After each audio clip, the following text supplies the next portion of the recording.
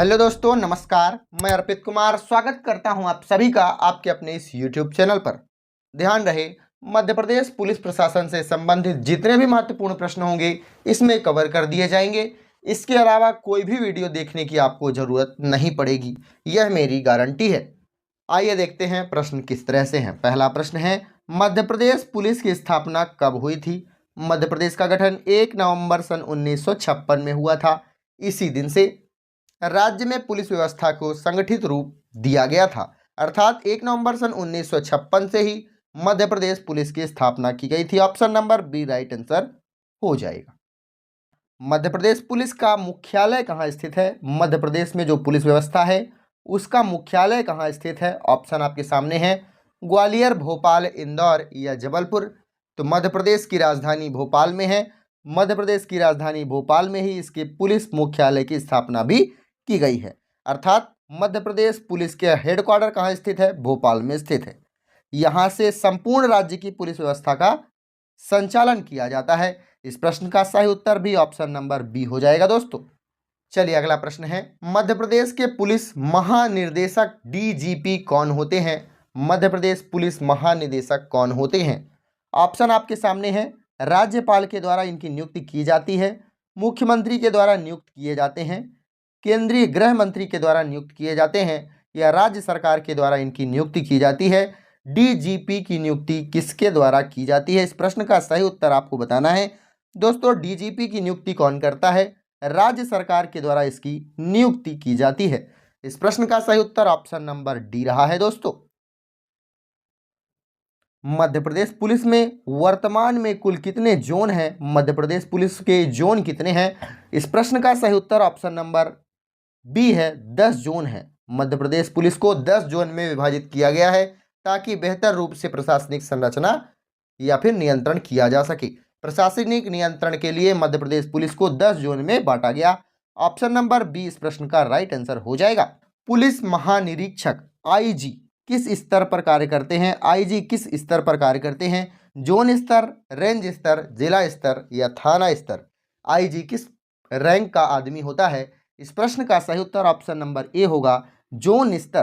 Total 10 zone हैं, 10 zone का किस 10 जोन में अर्थात 10 आईजी हमारे मध्य प्रदेश में होंगे, याद रखिएगा। इस प्रश्न का सही उत्तर ऑप्शन नंबर ए है दोस्तों।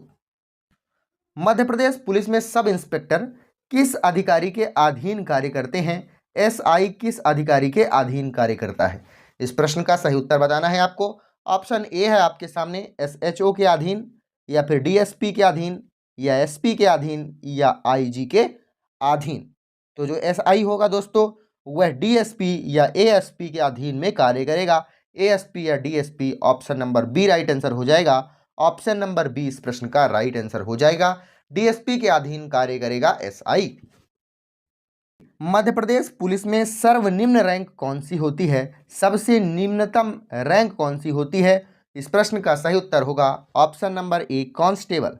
कांस्टेबल सबसे नीचे होता है, अर्थात इसी को अपन सिपाही कहते हैं, जो थाना स्तर पर कानून व्यवस्था बनाए रखने में सहयोग करता है। अगला क्वेश्चन, एएसपी का फुल फॉर्म क्या होता है? एएसपी का फुल फॉर्म होता है दोस्तों, additional superintendent of police. ASP, additional superintendent of police. Option number B right answer हो जाएगा इस क्वेश्चन का। अगला क्वेश्चन है, मध्य प्रदेश पुलिस अकादमी कहाँ स्थित है? मध्य प्रदेश पुलिस अकादमी मैंने आपको बताया कि इसका हेडक्वार्टर कहाँ स्थित है? भोपाल में स्थित है। Option number D right answer हो जाएगा। एमपी पुलिस अकादमी कहाँ स्थित स्थित है? Option number D right answer हो जाएगा, भोपाल में। यहाँ उच्च स्तरीय प्रशिक्षण दिया जाता है, कहाँ? पुलिस अकादमी में। Option number D right answer हो जाएगा इस क्वेश्चन का। अगला, सब इंस्पेक्टरों का प्रशिक्षण संस्थान कहाँ स्थित है? जो सब इंस्पेक्टर अर्थात एसआई होते हैं, इनका जो प्रशिक्षण कहाँ दिया जाता है? मध्य प्रदेश में। इस प्रश्न का सही उत्तर होगा दोस्तों ऑप्शन नंबर ए, सागर में इसका प्रशिक्षण दिया जाता है एसआई का। Option number A right answer हो जाएगा इस क्वेश्चन का। सागर में स्थित पुलिस प्रशिक्षण जो विद्यालय है, अर्थात सब इंस्पेक्टर और अन्य कर्मचारियों का प्रशिक्षण कहाँ दिया जाता है? सागर में। हॉक फोर्स, हॉक फोर्स किस उद्देश्य से गठित की गई थी? हॉक फोर्स, इसका प्रमुख कार्य क्या था? ऑप्शन नंबर कौन सा राइट आंसर हो जाएगा? ऑप्शन आपके सामने है पहला, आतंकवाद विरोधी गतिविधियों के लिए हॉक फोर्स की स्थापना की गई थी, या फिर नक्सल विरोधी कार्यवाही के लिए, या ट्रैफिक नियंत्रण हेतु, या फिर आपदा प्रबंधन के लिए। इस प्रश्न का सही उत्तर होगा दोस्तों, हॉक फोर्स किसके लिए स्थापना इसकी की गई थी? नक्सल विरोधी कार्यवाही हेतु हॉक फोर्स की स्थापना की गई थी। मध्य प्रदेश में नक्सल प्रभावित क्षेत्रों में एक कानून व्यवस्था बनाए रखने के लिए हॉक फोर्स विशेष बल है, इसकी स्थापना की गई थी, अर्थात गठन इसका किया गया था। Option number B right answer हो जाएगा, नक्सल विरोधी कार्यवाही हेतु। अगला क्वेश्चन है दोस्तों, एसएएफ का मुख्य कार्य क्या है? एसएएफ स्पेशल आर्म्ड फोर्स, इसका प्रमुख कार्य क्या है? इस प्रश्न का सही उत्तर होगा दोस्तों ऑप्शन नंबर सी, दंगा नियंत्रण करना। एसएएफ एक सशस्त्र बल है जो विशेष परिस्थितियों जैसे दंगे, अशांति इत्यादि, जैसे जहां भी अशांति होगी या दंगे होने की जो कोई संभावना होगी, तो यहाँ एसएएफ को क्या किया जाता है? तैनात किया जाता है। Option number C right answer हो जाएगा, option number C right answer हो जाएगा इस क्वेश्चन का। अगला क्वेश्चन है, साइबर क्राइम यूनिट का गठन किस वर्ष किया गया था?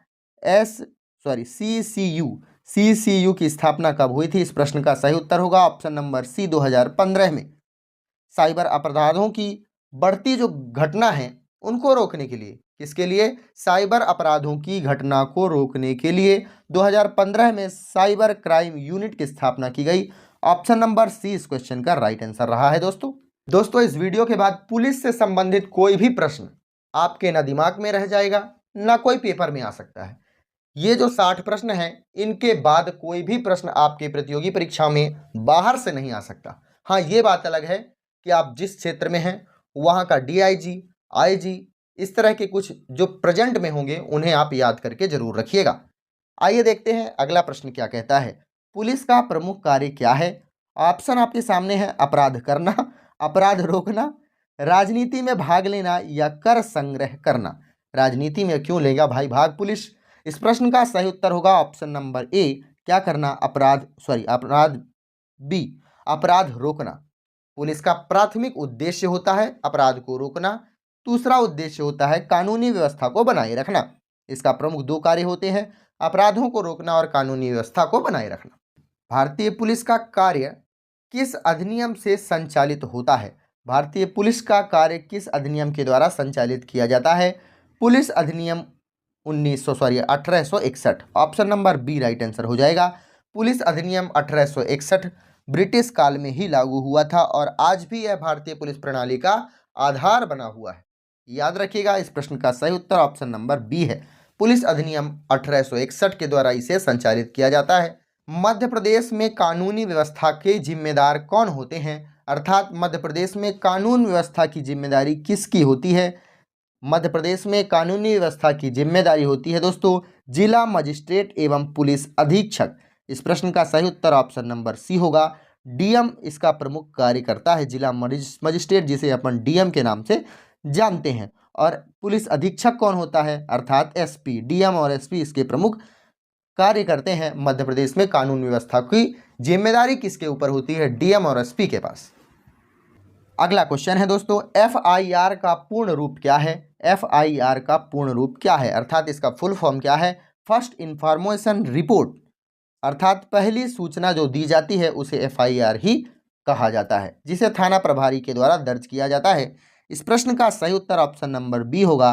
फर्स्ट इंफॉर्मेशन रिपोर्ट कहा जाता है, एफआईआर का फुल फॉर्म होता है। यह पहली सूचना होती है। अगला क्वेश्चन, एफआईआर दर्ज करने का अधिकार किसके पास होता है? किसके पास होता है इसे दर्ज करने का अधिकार? न्यायाधीश के पास, एसपी के पास, या एएसपी के पास? ये कोई भी आपका एफआईआर दर्ज नहीं कर सकते हैं, थाना प्रभारी ही आपका एफआईआर दर्ज करेगा। एसआई या टीआई? याद रखिएगा, इस प्रश्न का सही उत्तर होगा एसएचओ, थाना प्रभारी। अगला क्वेश्चन है, अपराध की जांच पूरी होने के बाद पुलिस कौन सी रिपोर्ट न्यायालय में प्रस्तुत करती है? इसे क्या कहा जाता है? साक्ष्य रिपोर्ट, जांच शीट, या केस डायरी, या स्थिति रिपोर्ट? जो पुलिस के द्वारा न्यायालय में पेश किया जाता है उसे चार्ज शीट कहते हैं। Option number B right answer हो जाएगा। चार्ज शीट सीआरपीसी की धारा किस धारा के अनुसार चार्जशीट न्यायालय में पेश की जाती है? यह आईपीसी की धारा सीआरपीसी की धारा 173 के अंतर्गत चार्जशीट प्रस्तुत की जाती है न्यायालय में पुलिस के द्वारा। इस प्रश्न का सही उत्तर ऑप्शन नंबर बी रहा है दोस्तों। अगला क्वेश्चन है, भारतीय दंड संहिता आईपीसी कब लागू हुई थी? आईपीसी कब लागू हुई थी? इस प्रश्न का सही उत्तर होगा 1860 में। Option number B right answer रहा है दोस्तों। आईपीसी का फुल फॉर्म होता है Indian penal code. Indian penal code. इसकी स्थापना कब हुई थी दोस्तों? दंड संहिता कब बनाई गई थी? 1860 में। और यह क्या करती है? कोई भी अपराध होता है उसकी परिभाषा देती है, फिर उसी की धारा के अंतर्गत हम अपराधों को सिद्ध करते हैं कि ये अपराध है तो ये एक्ट लगेगा और यह इसका परिणाम होगा। ठीक है ना, कि कौन सा इसे दंड मिलेगा यह कोर्ट तय करता है। अगला क्वेश्चन आपका है, क्या सीआरपीसी का पूर्ण रूप क्या होता है? दोस्तों इस प्रश्न का आप कमेंट बॉक्स में उत्तर देंगे। क्या इस प्रश्न का सही उत्तर होगा? मैं आपको ये बता देता हूं, यह दंड प्रक्रिया संहिता कब लागू हुई थी दोस्तों? 1973 में इसे लागू किया गया था। यह अपराधों की जांच और अभियोजन की प्रक्रिया को दर्शाती है या बताती है कि कौन सा अपराध है, किस प्रकार की इसमें प्रक्रिया होगी। ठीक है ना, यह कब लागू हुई थी? 1973 में। यह आपका फुल फॉर्म आपको बताने का यह एक प्रश्न आपके लिए छोड़ा गया है। इस प्रश्न का आप सही उत्तर जरूर देंगे, मैं आपसे यह आशा करता हूं। अगला क्वेश्चन आपके सामने है, पुलिस दिवस। पुलिस दिवस कब मनाया जाता है? इस प्रश्न का सही उत्तर होगा दोस्तों 21 अक्टूबर। 21 अक्टूबर को पुलिस दिवस मनाया जाता है। कब से मनाया जाता है? 21 अक्टूबर 1959 में। 1959 में लद्दाख में शहीद हुए पुलिसकर्मियों की स्मृति के याद में क्या किया जाता है? यह दिवस मनाया जाता है। लद्दाख में एक युद्ध हुआ था, किसका? भारत और किसका हुआ होगा? चीन या पाकिस्तान? लगाइए दिमाग और बताइए कमेंट बॉक्स में। पुलिसकर्मियों की जो स्मृति है उसके कारण ही पुलिस दिवस मनाया जाता है। हर वर्ष मनाया जाता है 21 अक्टूबर को। ठीक है, इस प्रश्न का सही उत्तर ऑप्शन नंबर सी बी रहा है दोस्तों। अगला क्वेश्चन है, थाना दिवस का उद्देश्य क्या है? थाना दिवस का क्या उद्देश्य है? इस प्रश्न का सही उत्तर क्या होगा? पुलिस भर्ती करना या अपराधियों की गिरफ्तारी करना, जनता की शिकायतों को सुनना या पुलिस को सम्मान करना या सम्मान देना। थाना दिवस का उद्देश्य है दोस्तों जनता की शिकायतों का सुनना। इस प्रश्न का सही उत्तर ऑप्शन नंबर सी है दोस्तों। अगला क्वेश्चन है, पुलिस के अधिकारियों का स्रोत कौन सा अधिनियम है? पुलिस के अधिकारियों का स्रोत कौन सा अधिनियम है? पुलिस अधिनियम सन 1861। मैंने आपको बताया पुलिस संगठन और अधिकारों का मूल आधार है 1861। पुलिस अधिनियम 1861 यह पुलिस संगठन और अधिकारों का मूल आधार है। Option number C right answer हो जाएगा। अगला क्वेश्चन है, साक्ष्य अधिनियम एविडेंस एक्ट कब लागू हुआ था? एविडेंस एक्ट आया था दोस्तों 1872 में। साक्ष्य अधिनियम न्यायालय में प्रस्तुत साक्ष्यों को वैधता और मूल्यांकन का आधार देता है। कोई ना कोई साक्ष्य जरूर होना चाहिए, एविडेंस जरूर होना चाहिए। इस प्रश्न का सही उत्तर ऑप्शन नंबर सी है। एविडेंस एक्ट आया सन 1872 में। अगला क्वेश्चन है दोस्तों, महिला हेल्पलाइन नंबर कौन सा है? मध्य प्रदेश में महिला हेल्पलाइन नंबर, इस प्रश्न का सही उत्तर होगा दोस्तों 1091। इस पर आप कॉल करिए। महिलाओं के लिए तुरंत इसमें हेल्पलाइन या फिर सुविधा दी जाती है जहां तुरंत सहायता के लिए संपर्क किया जा सकता है। 1091 इस प्रश्न का सही उत्तर ऑप्शन नंबर सी होगा। महिला हेल्पलाइन नंबर 1091 है, याद रखिए जीवन में काम आ सकता है। अगला क्वेश्चन आपके सामने है, बाल हेल्पलाइन नंबर क्या है? बाल हेल्पलाइन नंबर दोस्तों 1098 है। 1091 क्या है? यह महिला हेल्पलाइन नंबर है और बाल हेल्पलाइन नंबर क्या है? 1098। इस प्रश्न का सही उत्तर ऑप्शन नंबर बी है दोस्तों। अगला क्वेश्चन है, पास्को एक्ट। पास्को एक्ट किससे संबंधित है? पास्को एक्ट किससे संबंधित है? इसे कब लागू किया गया था? सबसे पहली बात, पास्को एक्ट आया दोस्तों कब? सन 2012 में।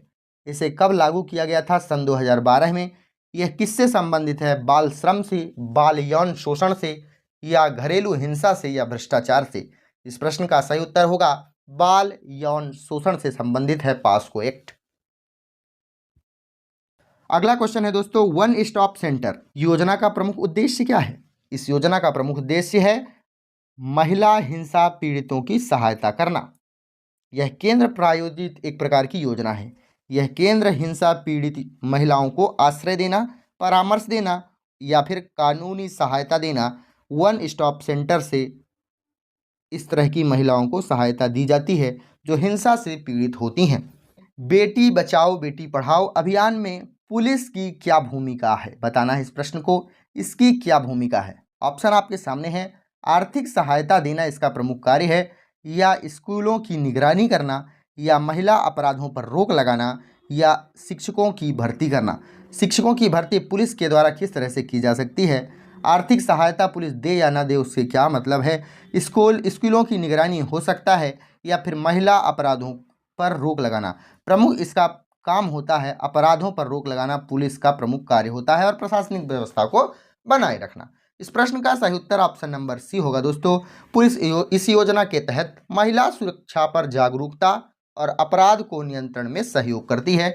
इस प्रश्न का सही उत्तर ऑप्शन नंबर सी है दोस्तों। चलिए आगे बढ़ते हैं और अगला प्रश्न देखते हैं क्या है। ट्रैफिक पुलिस किसके नियंत्रण में होती है? ट्रैफिक पुलिस किसके नियंत्रण पर होती है? एसपी के, डीएसपी के, आईजी के, या फिर डीजीपी के? एसपी के नियंत्रण पर ट्रैफिक पुलिस कार्य करती है। Option number A right answer हो जाएगा इस क्वेश्चन का। अगला क्वेश्चन आपके सामने है। सीसीटीएनएस का पूर्ण रूप क्या है? इस प्रश्न का सही उत्तर आपको बताना है। सीसीटीएनएस, इस प्रश्न का सही उत्तर होगा दोस्तों crime and criminal tracking network system. Option number crime and criminal tracking network system, option number B right answer हो जाएगा इस प्रश्न का। इसका प्रमुख कार्य क्या है? सभी थानों को डिजिटल रूप से जोड़ना। क्या है? क्रिमिनल ट्रैकिंग नेटवर्क सिस्टम, इसको प्रमुख रूप से डिजिटल रूप से जोड़ना इसका प्रमुख कार्य होता है। याद रखिएगा इस परियोजना का प्रमुख उद्देश्य क्या है? सभी थानों को डिजिटल रूप से जोड़ना। डायल 100 सेवा मध्य प्रदेश में कब शुरू की गई थी? यह एक आपातकालीन सेवा है। डायल 100 इसकी सेवा मध्य प्रदेश में कब स्थापित की गई थी? सन 2015 से डायल 100 स्थापित किया गया था, जिससे नागरिक तुरंत पुलिस सहायता प्राप्त कर सकता है। यह कभी आता है कभी नहीं आता। आजकल अपराधी इतने अच्छे हो गए हैं कि एसपी तक को खरीद लेते हैं, ठीक है ना। इस प्रश्न का सही उत्तर ऑप्शन नंबर बी है। सन 2015 से इसे स्थापित किया गया था। अगला क्वेश्चन है दोस्तों EFIR। EFIR अर्थात इलेक्ट्रॉनिक FIR, इसकी सुविधा का प्रमुख उद्देश्य क्या है? ऑनलाइन FIR दर्ज करना। ऑनलाइन हम FIR दर्ज कर सकते हैं। नागरिक घर बैठे ऑनलाइन FIR दर्ज करा सकते हैं, जिससे पारदर्शिता बढ़ती है। इससे क्या होता है? पारदर्शिता बढ़ती है, याद रखिएगा। हालांकि कुछ नियम है, आप फालतू का किसी के ऊपर FIR दर्ज कर दिए हैं घर बैठे ही, तो फिर आपको कुछ दंड भी दिया जा सकता है। अगला क्वेश्चन है NCRB का मुख्यालय कहाँ स्थित है? NCRB अर्थात national crime records bureau. National crime records bureau, इसकी स्थापना कहाँ की गई है? यह प्रमुख रूप से कार्य क्या करता है? देश भर में जितने भी अपराध होते हैं उनका जो है डाटा जो है संकलित करता है NCRB। क्या? नेशनल क्राइम रिकॉर्ड्स ब्यूरो, यह अपराधों को डाटा को संकलित करता है। इसका प्रमुख मुख्यालय कहाँ स्थित किया गया है? नई दिल्ली में। नई दिल्ली में NCRB का मुख्यालय स्थापित किया गया है। चलिए अगला क्वेश्चन क्या है? लोकायुक्त संगठन का मुख्य उद्देश्य क्या होता है? लोकायुक्त संगठन का प्रमुख उद्देश्य होता है भ्रष्टाचार का नियंत्रण करना। Option number B right answer हो जाएगा। लोकायुक्त राज्य स्तर पर भ्रष्टाचार की शिकायतों पर जांच करते हैं। कहाँ? राज्य स्तर पर, याद रखिएगा। इस प्रश्न का सही उत्तर ऑप्शन नंबर बी रहा है। अगला क्वेश्चन है भ्रष्टाचार निरोधक ब्यूरो ACB का गठन किस उद्देश्य से किया गया था? भ्रष्टाचार निरोधक ब्यूरो का गठन किस उद्देश्य से किया गया था? सरकारी भ्रष्टाचार की जांच करना। Option number C right answer हो जाएगा। अगला, पुलिस कर्मियों का आचरण किस संहिता से नियंत्रित किया जाता है? किस संहिता से नियंत्रित होता है? आचरण संहिता। Option number B right answer हो जाएगा। पुलिस कर्मियों को अनुशासन और शुचिता बनाए रखने के लिए यह संहिता दी गई है। आप इसे ध्यान से पढ़िएगा। कभी पुलिस ज़्यादा मारे तो आप इसके अंतर्गत जो कानून होते हैं वो आप बता सकते हैं कि फालतू आप मार नहीं सकते हैं, ठीक है ना। हालांकि आप अपराधी बने ही ना, वही मेरा प्रमुख क्या है, आपको सजेशन है। अगला क्वेश्चन है दोस्तों, सत्य सेवा सुरक्षा क्या है? सत्य सेवा सुरक्षा, पुलिस का आदर्श वाक्य है सत्य सेवा सुरक्षा। इस प्रश्न का सही उत्तर क्या होगा? ऑप्शन नंबर बी, पुलिस का आदर्श वाक्य है सत्य सेवा सुरक्षा। अगला क्वेश्चन है, पुलिस झंडा दिवस कब मनाया जाता है? इस प्रश्न का सही उत्तर होगा 23 नवंबर। 23 नवंबर सन 1951 में इस दिन पुलिस को झंडा प्रदान किया गया था। कि उसका पुलिस का क्या झंडा होगा, उसे झंडा दिया गया था कब? 1951 में 23 नवंबर के दिन। उसी दिन से पुलिस झंडा दिवस मनाया जा रहा है 23 नवंबर को। Option number B right answer हो जाएगा इस क्वेश्चन का। पुलिस झंडा दिवस कब मनाया जाता है? 23 नवंबर को। अगला क्वेश्चन है, सीएम हेल्पलाइन का उद्देश्य क्या है? सीएम हेल्पलाइन का उद्देश्य शिकायतों का समाधान करना। नागरिकों की समस्याओं का समाधान हेतु राज्य सरकार के द्वारा सीएम हेल्पलाइन आरंभ किया गया था। मध्य प्रदेश सीएम हेल्पलाइन का क्या नंबर है? 181, याद रखिएगा। अगला क्वेश्चन है, सीएम हेल्पलाइन नंबर क्या है? मैंने आपको पहले भी बताया 181। महिला और नागरिक सहायता के लिए यह कार्य करता है। 181 नंबर, सीएम से डायरेक्ट शिकायत की जा सकती है। अगला क्वेश्चन है, क्राइम मैपिंग का मुख्य उद्देश्य है। क्राइम मैपिंग का प्रमुख उद्देश्य है अपराधों का भौगोलिक विश्लेषण करना। Option number B right answer हो जाएगा। क्राइम मैपिंग करना क्या है? अपराधों का भौगोलिक विश्लेषण करना। अगला क्वेश्चन है, फॉरेंसिक साइंस लेबोरेटरी FSL कहाँ स्थापित किया गया है? फॉरेंसिक साइंस लेबोरेटरी की स्थापना मध्य प्रदेश के भोपाल में की गई है। Option number B right answer हो जाएगा। यहाँ अपराध की जांच की जाती है, वैज्ञानिक साक्ष्य एकत्रित किए जाते हैं। कहाँ? वैज्ञानिक साक्ष्य अर्थात साइंस से संबंधित है। Option number B right answer हो जाएगा, भोपाल में एकत्रित किए जाते हैं। अगला क्वेश्चन है दोस्तों, CID, इसे हम बचपन में बहुत देखा करते थे। CID का फुल फॉर्म होता है crime investigation department. Option number B right answer हो जाएगा इस क्वेश्चन का। यह पुलिस की विशेष शाखा है जो गंभीर अपराधों की जांच करती है। CID जो है गंभीर अपराधों, मर्डर जैसे केसों पर यह काम करती है।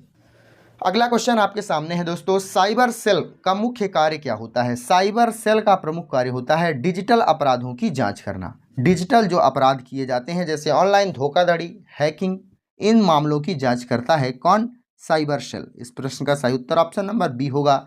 डिजिटल अपराधों की जांच करना साइबर सेल का प्रमुख कार्य है, इसका उद्देश्य है। अगला क्वेश्चन है, ड्रोन।